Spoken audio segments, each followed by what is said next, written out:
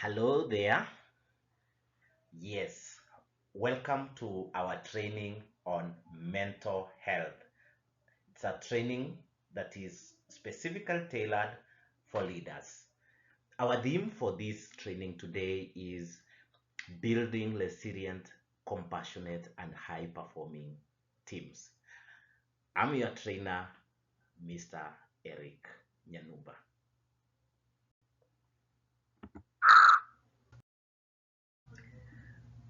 Um, as you can be able to see about our topic, we are focusing on mental wellness or mental health training for leaders. Why are we really interested in leaders? As you all know, the mental health subject is actually very important to all of us. Individuals from all walks of life face different challenges in life, and they need that mental wellness so that they can be able to perform optimally.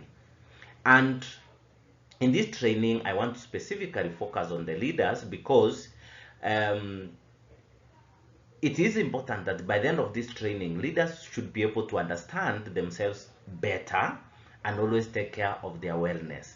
Because in most cases, you find that as leaders, you forget about your mental wellness as much as you want to achieve for your organization.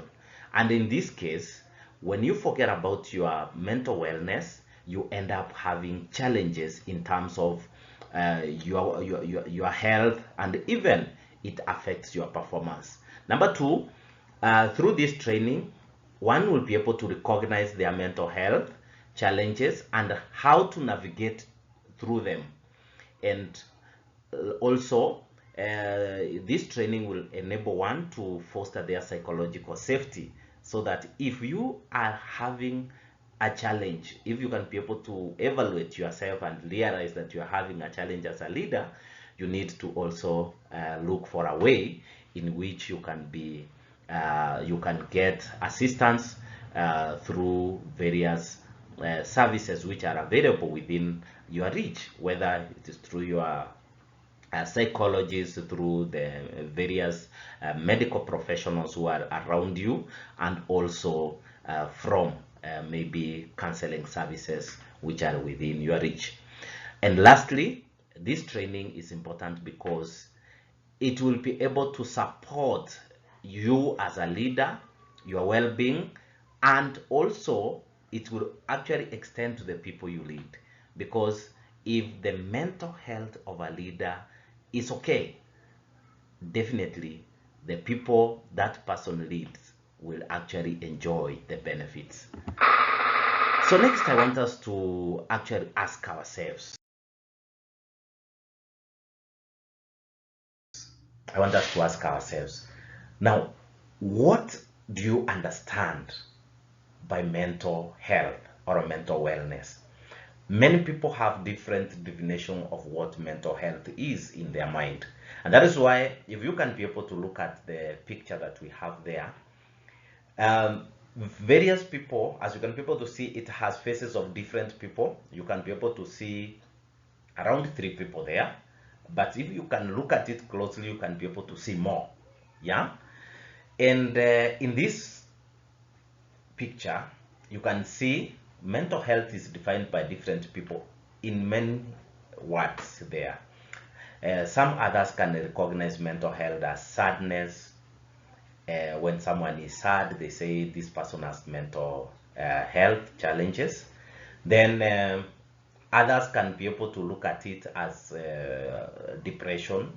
Yeah, in most cases, you hear people talk about mental health as depression. Actually, they can relate it to stress, they relate it to various ways in which you operate yourself. For example, if you look gloomy, somebody who is moody, somebody who is having low spirits, and somebody who is feeling dejection or rejected from within, and also people who have what we call Monday blues, but some other people can actually experience this throughout the week. You don't feel like waking up, you don't feel like going to work, you don't feel like doing what you used to do anymore. Yeah, and these are some of the challenges that you get as a leader. For instance, you wake up in the morning and you feel like, "Ah, I need to resign from this position." So if you don't actually focus on your wellness, you will reach somewhere and feel like you are not up to the standard that you really need for you to perform your duties as a leader. And now, what is really mental health? So many people define mental health, as we have seen, in different ways, but I can say that mental health refers to our emotional, psychological, and social well-being. So when you have those three aspects well catered for, actually we say you are having a good, or you are having good mental health. So which means mental health is a state, not what people think about. Because sometimes when people see someone who is mad or someone who is not okay mentally, yeah, they say this person has a mental problem.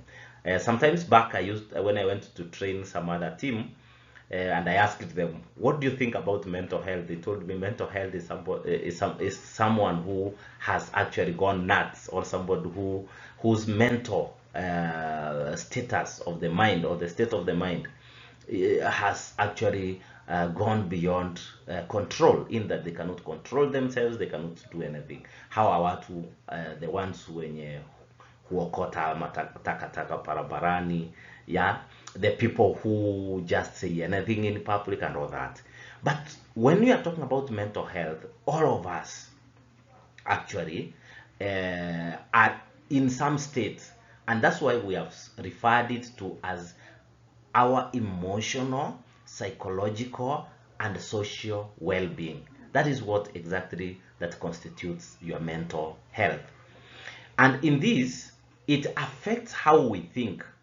You know, it affects how you think, how you feel about yourself or certain situations, or about your leadership, and acts, as well as how we handle stress related to others, and how we make our choices. And that is exactly why I feel like mental health subject is very important for leaders, because as how you make choices depends on your mental status or your mental health. So in this case, how you feel, how you think, how you act is actually affected by your mental health status. It is not just the absence of mental illness, as many people say, because people think that mental health is when you are actually you don't have any mental illness.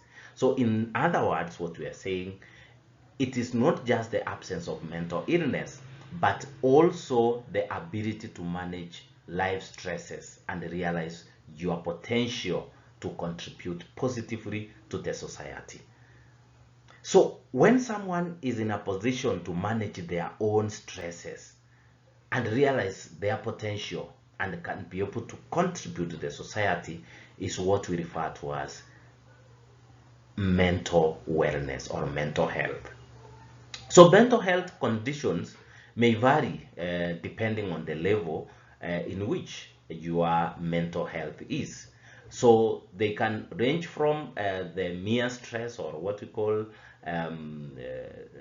mild stress, to conditions which we call disorders, where now your mental health has moved from just mere stress to a disorder of the mind.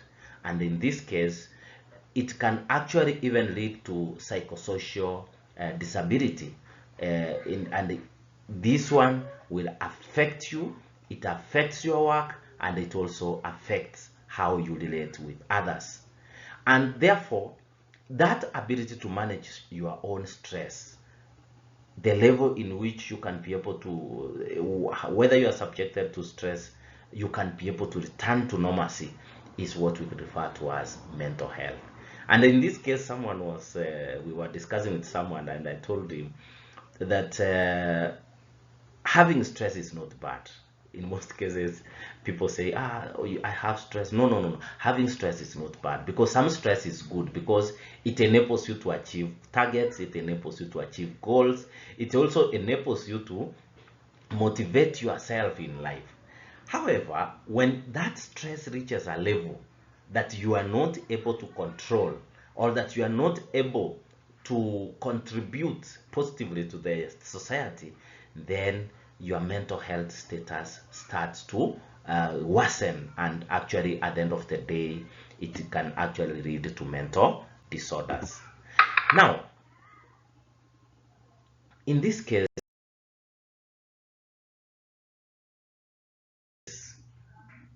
in simple terms, we can say mental health affects your thoughts, your emotions, and behavior.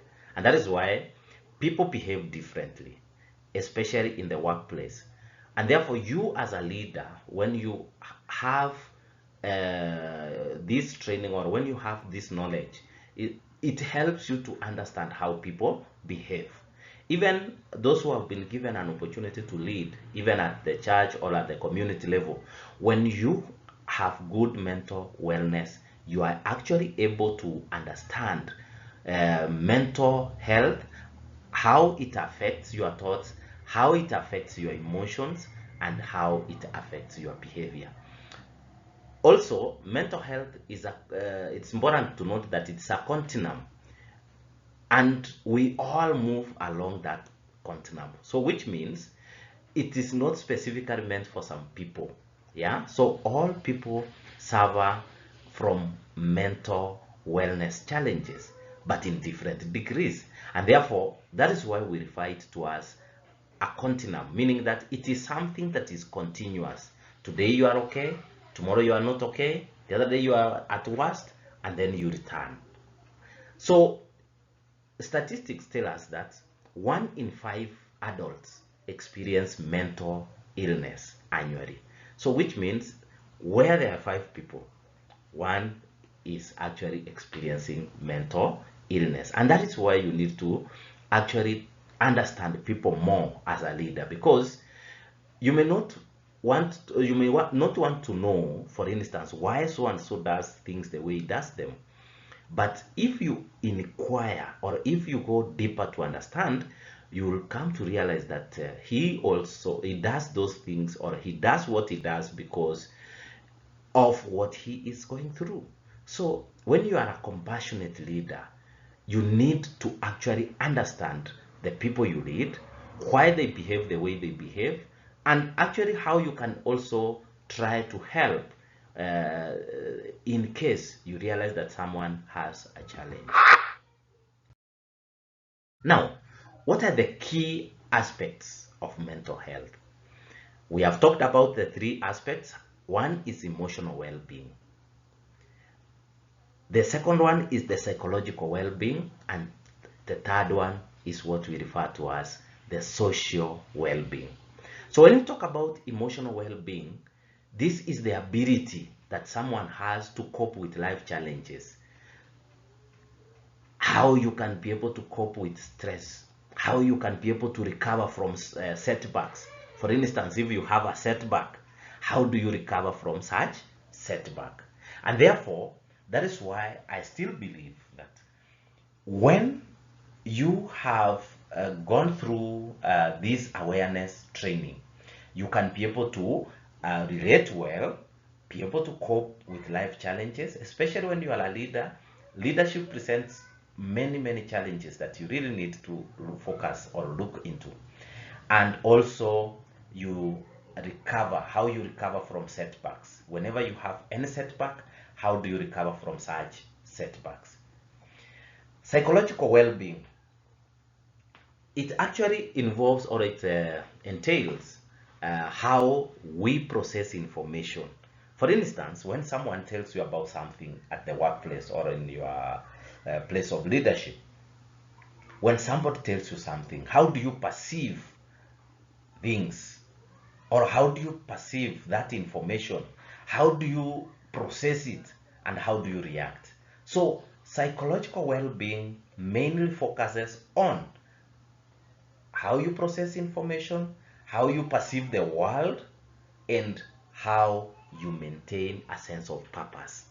And this is why you will find that you may have good emotional well-being, but if your psychological well-being is affected, these are the people who will be troubled just with something very literal, and you'll hear them talking about, oh, at this point in time, I can't be able to achieve my goals as a leader.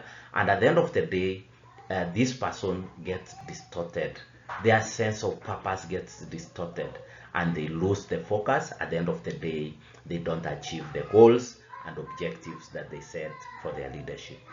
Number 3 is the social well-being, where you are looking at the ability to satisfy interpersonal relations. How do you relate with others? How do you react in social gatherings? How do you relate on the social platform? So in this case, you are going to, when we focus about social well-being, mental health enables you to relate well with your colleagues, we relate well with other people out there, your partners, the people who matter in the society, your family. Yeah, because how you relate with even your family actually determines how your leadership goes. Because if you are not relating well even with your family, you may have a challenge leading. And that's why even the Bible tells us that when you are looking for someone to be a leader, you look for someone who has led their family well. And that is why you realize that that social well-being is what the Bible is talking about. Someone who has guided their family well, somebody who has a good moral standing socially. And that is why it is always important to safeguard your social well-being, your relationships with people, how you relate with them, and how you actually put yourself out there as a social being. Now, what are some of the mental health conditions? So some of the mental health conditions that someone may experience is stress, which can range from mild stress to chronic stress. Then you have what we call depression. We have anxiety disorders, bipolar disorders, post-traumatic stress disorders, and also what we call schizophrenia. And schizophrenia, that is when you have a severe disorder which affects your thinking, your feeling, and the behaviors. So we are going to have another video that we discuss about these mental health conditions one-on-one, so that we are able to be in a good position to be able to analyze that. Now, I talked about mental health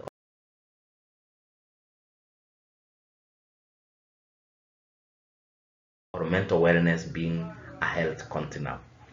And as I said, being a continuum meaning that it is continuous. And as leaders or as human beings, you move along that continuum. So at one point you are health and flourishing. Yeah. And at this stage you feel good, you function well, you cope effectively with your daily stresses, and you are productive enough in your workplace or in your leadership. You have strong relationships and you experience a sense of purpose. However, something may change, and as it changes in your life, you move to a stage that we call reacting stage, or mild and temporary distress, meaning something small can actually distort you to a reacting stage. And in this stage you are experiencing some stress, some low mood, or you have uh, you don't feel like going to work, but it is manageable. In this, you may not be feeling like, it's many times you find someone maybe in the workplace or in your leadership position comes to you and tells you, today I didn't feel like coming to job, I didn't feel like attending this meeting, but eventually they managed. So that is just mild stress with low moods and also that feeling. So in that case, If it is manageable, then it is at a reacting stage. It can also be common after a tough week, when somebody has gone through a very tough week, or you have been having some responsibilities, and maybe you have been engaged in doing something. So in this case here, you you need some just rest, and then you can actually return to wellness. So in other words, at this particular stage, you can be able to control, meaning that you, once you understand that maybe you have reached a burnout, and you are likely to affect your mental wellness, this is the time you need to move to a better place, or a place where you are not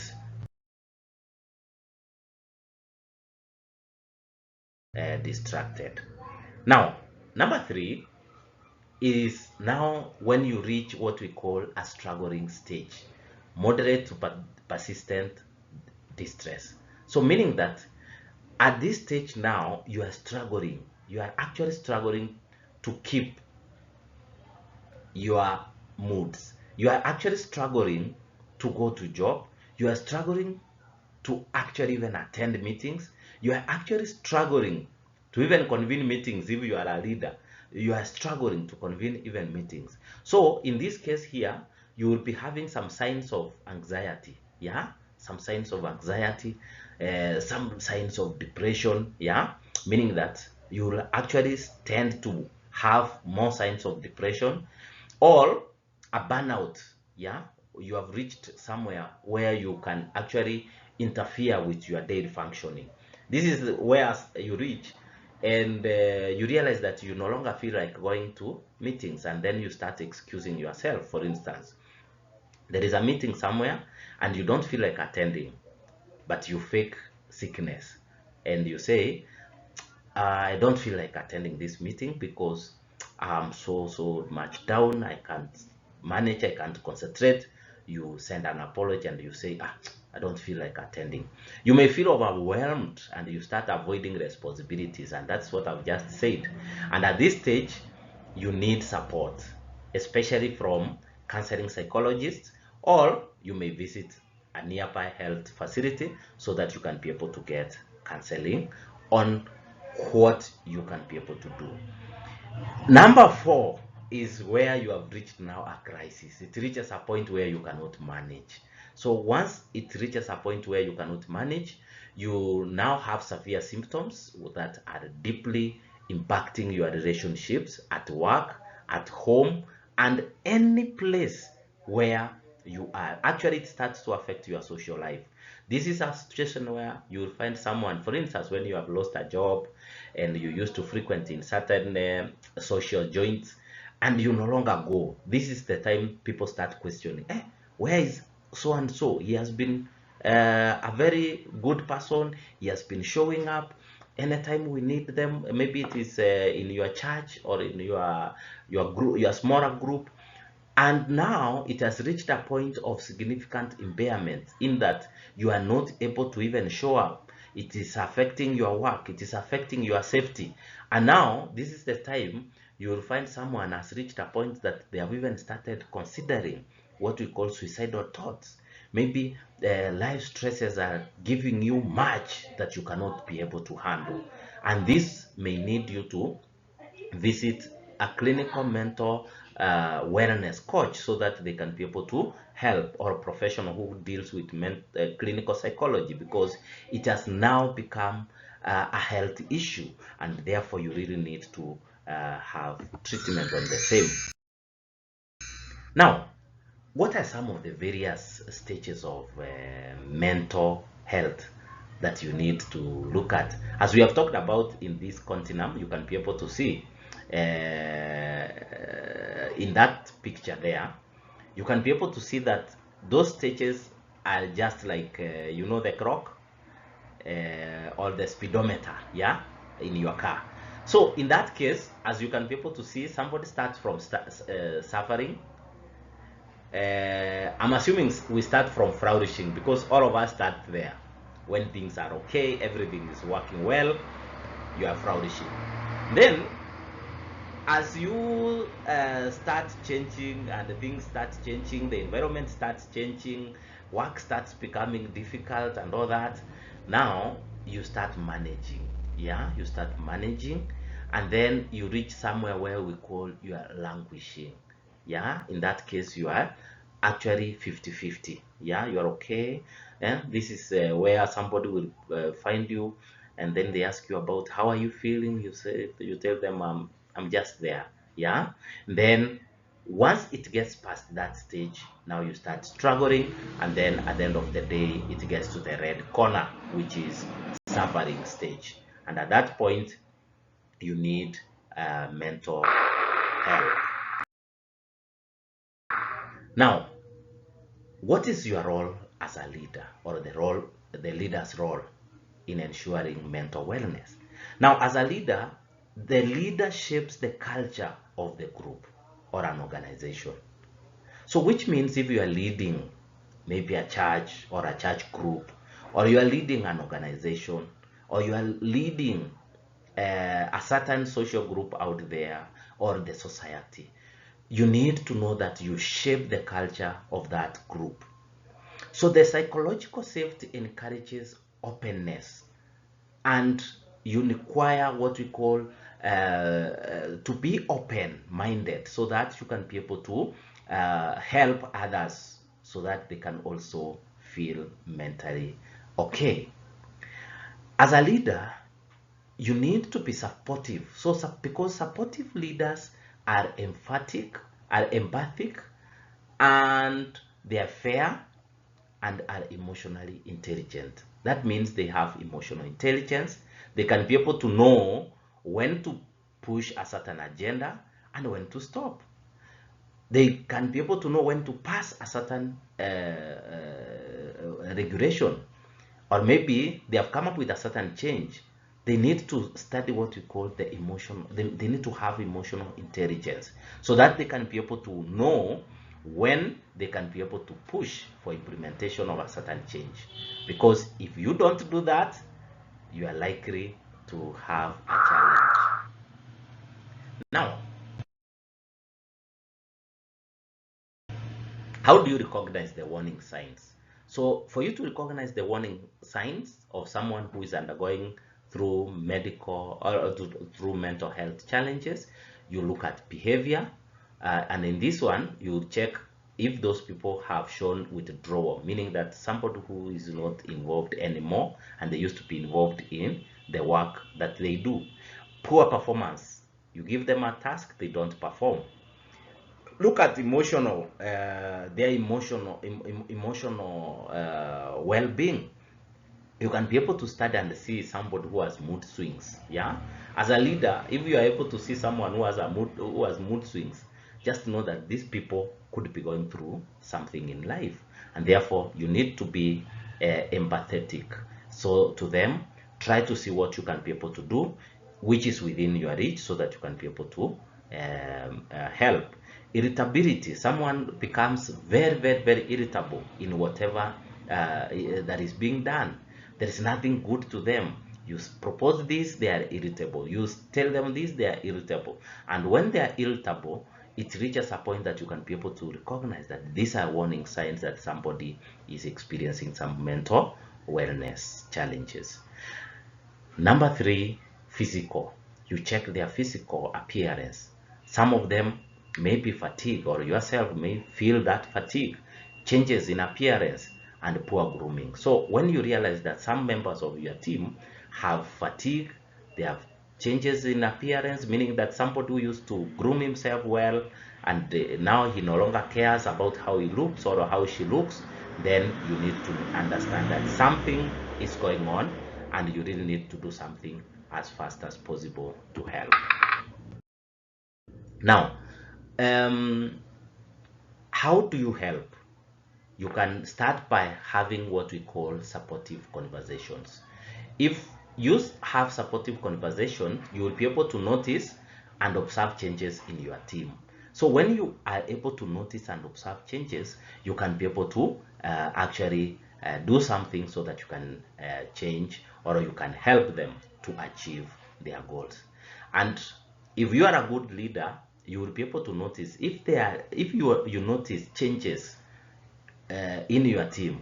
It's important to organize. Either you organize for them a mental wellness training, or you can actually even think about team building, something that is out of the ordinary, what you do ordinarily, and then you can be able to return your team in their normal mental wellness. Ask, yeah? Try to ask, initiate conversation respectively. Yeah? If you realize someone has a challenge, don't just assume, ask them, but initiate that conversation in a very respectable way. Also, listen through you use empathy and you silence. Try to understand what they say. Don't speak too much to them. Allow them to speak out. You'll come to realize that maybe even it is your leadership style that is stressing them. So it is always important that you are able to recognize that. The other one is about support. Encourage the affected to seek help from either psychologist or from any medical facility, so that they can be able to get back to their normal.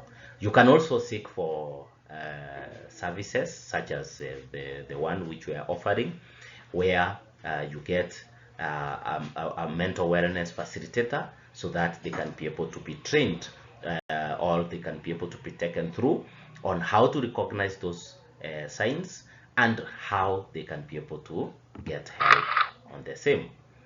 Now, how do you create a mental health culture in an organization? This is the role of leaders. So as a leader, it is your responsibility to create a mental health culture in an organization. Because sometimes you find as leaders, we bombard our people with a lot of things to do and we expect results, but we don't create a culture where we are supporting them to achieve the goals. And now, it is always important to normalize mental health discussions at the workplace, encourage balance and breaks in between. If you realize people have a challenge, create breaks so that people are able to know we have a break, we have some lunch break, so that people can actually refresh. And even give them offs. There are organizations where you go and you realize that people are not actually given offs, where someone works even for 24 hours or even 48 hours without having a break. And that is actually the reason as to why even labor laws have allowed organizations to give 21 leaves to their staff. So which means every organization need to utilize those offs. But sometimes you realize that even employees ask so that they can be able to get to work, so that they get compensated for the days they are supposed to be off. So as a manager or as a leader, always ensure that your employees are able to go for those offs so that they can be able to refresh. Encourage a balance, what we call live work balance. Sometimes you find other people taking work home. So when you take your work home, when you reach home, you are not able to balance between work and your family. So you realize that you are working more than 18 hours in a day and you are giving your family less than 1 hour in that particular day. So that is why there is need to create a work-life balance. And then lastly, recognize and reward effort and any improvement noted. So if you note any improvement, try to recognize them. Now, how do we promote mental health in leaders? So for you to promote this mental health, connect with others. Ensure that you connect with others. Don't stay alone. Connect with others, either through networking, through attending those forums where people are together. Stay physically active. Enroll in your gym or go for physical exercises. It is very important in reducing anxiety and helping you to develop those feel good hormones, yeah, so that you can be able to continue feeling well. Practice mindfulness. This is where you can be able to think about those good things, take time to be in a position to explain, to focus on good things only. You know, sometimes we tend to focus too much on what is not working. Can you even take 20 minutes to focus on what has worked, what you have done well? Even those small things, recognize yourself for doing such small things and doing them right. And at the end of the day, you will come to realize that if you count 10 good things that you've done in a day, you will be able to feel good about yourself and forget about what didn't work. Get enough sleep, very important. It's important to ensure that you sleep well and also seek help when it is necessary. And now, as leaders, how do you care for yourself? This is what we call leaders' self-care. Always set boundaries. Know what you can do and what you can't do. If you can do this, focus on it. If this is what you cannot do, don't stress yourself doing what you cannot be able to do. Prioritize rest over peers and peer support. Always prioritize rest, because when you rest more, you are more energized to start work or to do more in the following day.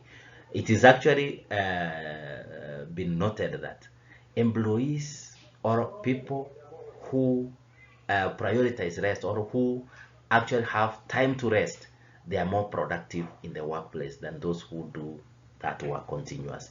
Recognize signs of burnout, and whenever you realize that you have a burnout, always look for a way to get out of the place. Maybe you are working and you reach a burnout. It's always important to look for ways to distract yourself from that work and be in a position that you can be able to regain. Model health behavior. Always practice that. Ensure that you need to have your mental health in check. Some of the resources and the referrals you need to understand is that you can either use internal resources where you can speak to someone about something that is stressing you, but you need to also understand that there are external counseling services where you can be able to reach out for any help. And then when in a crisis, you also need to follow what we call organization or group protocols, meaning that your group needs to have protocols which are very necessary for you to follow whenever you have a challenge. Now, to wrap up and the action plan, it is always important to make those small changes, because when you start small, you create a very big impact. Never be afraid to start small. When I was doing some mental wellness training somewhere, and I told the people that they need to go for exercises, someone told me that I'm now 50 years, I've never gone for exercises. Am I going to start now? So I told them, start where you realize it is important. So when you start small, you create a habit, and once you create a habit, it becomes part of you. So do not be afraid to start small. Reflect. So in this reflection, you will be able to, you will start and think about what you will start, you need to start, and think about what you need to stop. If you are doing something that affected you or your mental wellness, you can decide to stop. And if you were not doing something that led you to your mental status, actually you need to look at what do I need to start. For instance, you can say, I will start going to the gym, I will start attending my let's say, for example, mindful or what we call yoga classes, uh, all those. You can start something, or you can actually say, I will stop doing something. For instance, if you used to go, for example, when you are not feeling well, you go to the bar somewhere, you take one or two, and instead of taking one or two, you end up taking a lot. At the end of the day, and you thought you were solving the problem, tomorrow you realize that you created a bigger problem. So it's always important that when you realize something that was affecting you, you can stop doing that. If, for instance, you were actually having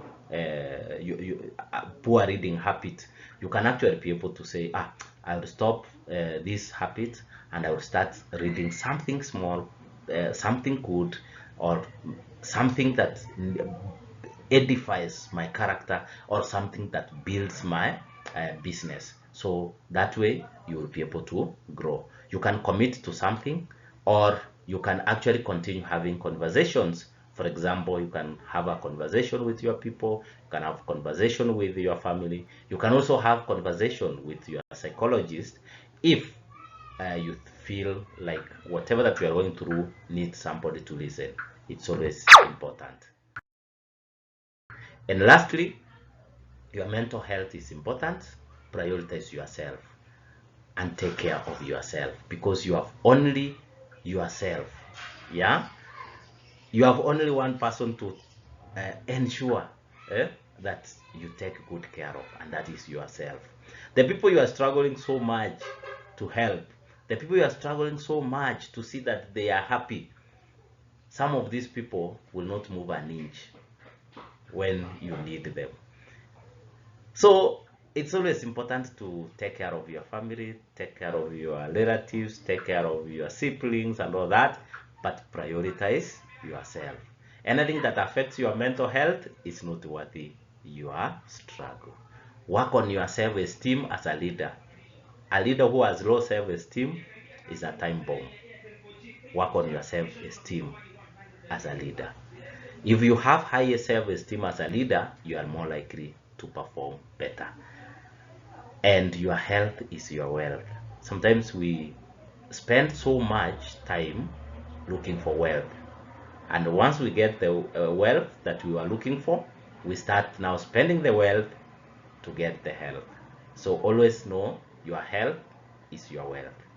Make a balance, or strike a balance between the two, so that you live well. And up to there,